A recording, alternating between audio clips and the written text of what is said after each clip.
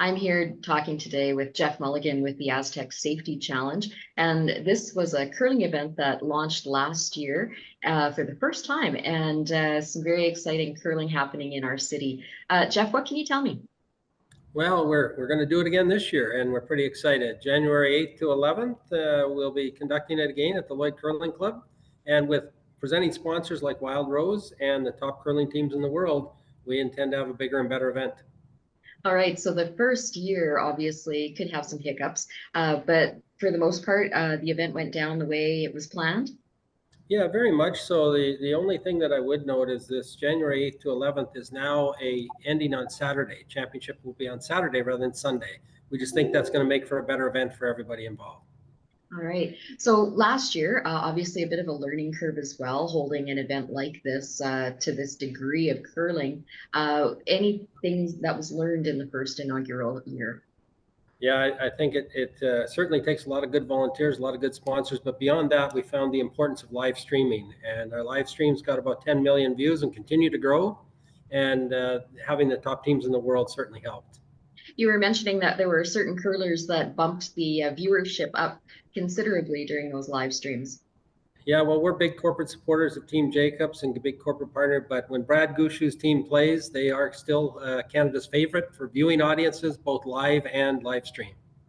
All right. Now, outside of the event, are there anything planned differently from last year as far as peripheral activities, that kind of thing? Well, the Junior Curling Clinic is a big hit, and we'll continue that thanks to Musgraves. They'll be sponsoring that.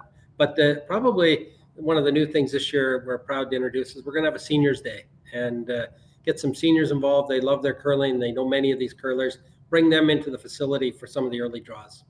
Oh, that sounds excellent. I guess we can't count on the weather. You mentioned last year we were down in a bit of a deep freeze, but how much of a damper did that put on things? Well, in some respects, it kept people in the building. It kept them going to the restaurant, and it created more of a team feeling. But this year, we have many of the top teams have committed. Team Kui was a champion last year. Team Jacobs will be there. Team Returnaz, the number one team in the world, heading to the Olympics this year in 26. So we've got many of the top teams, and of course, Brad Gushu's team is committed for this year as well. So we're looking forward to an even bigger field, stronger field, and those are the things to look forward to. The top curlers in the world are going to be in Lloydminster once again. And Jeff, we were talking earlier about how popular this sport of curling continues to be. I think some people may have sort of a funny view of it, if they haven't been part of the sport. What can you say about the event? Well, this year, I think more so than many others, there's only one event, one major curling event in the West this year. The rest are all in the East. So this is going to be a big event for those fans that are dying to see some top level curling in person.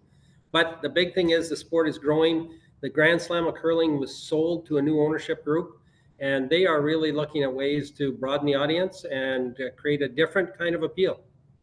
All right, it's still quite a few months off, but how soon can people start looking at tickets and things like that?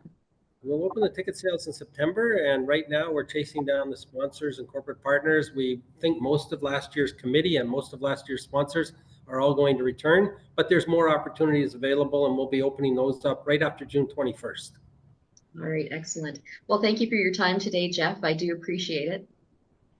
Yeah, reach out to anybody interested. Volunteers is another big area, and the volunteers will be opening up in that September, October timeframe when we'll start looking for volunteers. But we appreciate the support of the community, and we appreciate your support on this.